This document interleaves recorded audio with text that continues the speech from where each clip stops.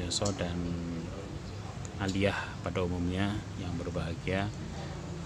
Selamat berjumpa dengan guru idola. Hari ini kita ketemu lagi dalam pelajaran bahasa Indonesia dengan kompetensi dasar teks hasil observasi. Di dalam bahasa Indonesia itu ada dua kemampuan, ya.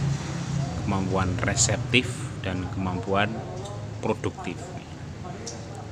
Di tingkat aliyah ini kalian harus memahami minimal teks hasil observasi secara reseptif.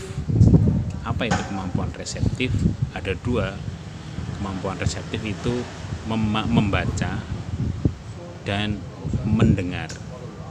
Sementara kemampuan produktif itu ada dua juga, yaitu menulis dan berbicara. Jadi kemampuan produktif itu dua. Nah, minimal kita nanti akan memahami hari ini akan memahami teks hasil observasi dari sisi reseptif, yaitu dari sisi mendengar dan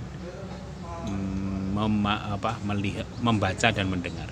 Oke, para YouTuber semua yang berbahagia, di dalam teks hasil observasi itu kita akan menemukan banyak deskripsi, karena sebelum melakukan pembelajaran, sebelum melakukan memahami tentang apa itu teks hasil observasi, sebelum melakukan kemampuan produktif, kita harus mengumpulkan bahan dulu.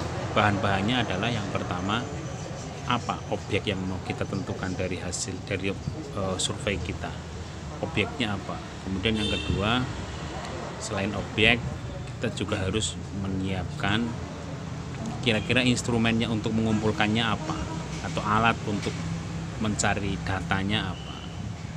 Kemudian yang ketiga adalah kita melakukan survei, turun ke tempat yang mau kita survei sesuai dengan objek dan instrumen yang sudah kita buat.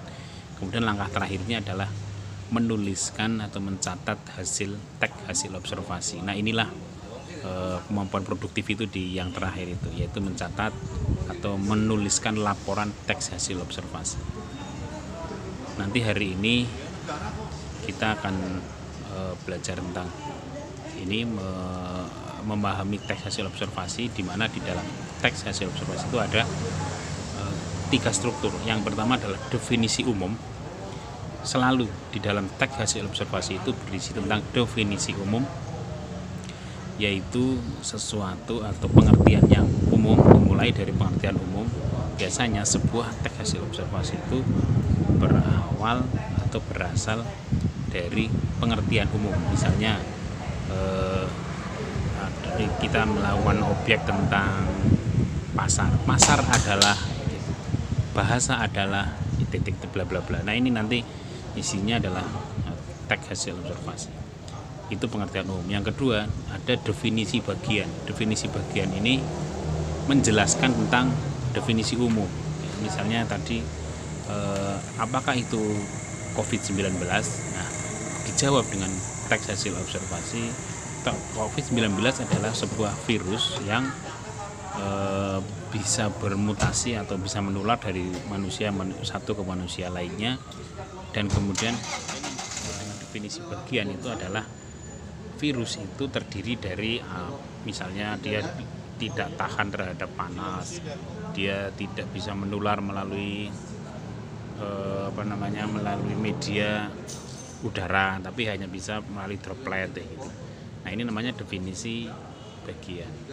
Kemudian yang terakhir nanti ada definisi manfaat, atau definisi apa sih hasil dari observasi ini yang kita lakukan ini, surveinya untuk apa. Nah, ini berisi tentang definisi manfaat.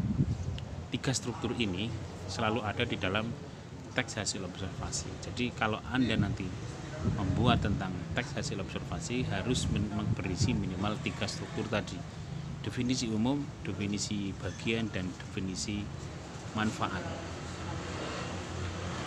Tugas untuk selanjutnya, para siswa diminta untuk mencoba membuat 3 paragraf yang berisi paragraf pertama definisi umum, ya. Definisi kedua, yang paragraf kedua berisi definisi bagian, dan di paragraf ketiga berisi definisi manfaat. Nanti silahkan kalian upload di classroom masing-masing yang sudah Anda ikuti di kelas saya, yaitu kelas bahasa Indonesia. Terima kasih, cukup sekian. Apabila ada pertanyaan kita lanjut melalui chatting di classroom. Terima kasih. Wallahul muwaffiq ila aqwamit thoriq. Wassalamualaikum warahmatullahi wabarakatuh.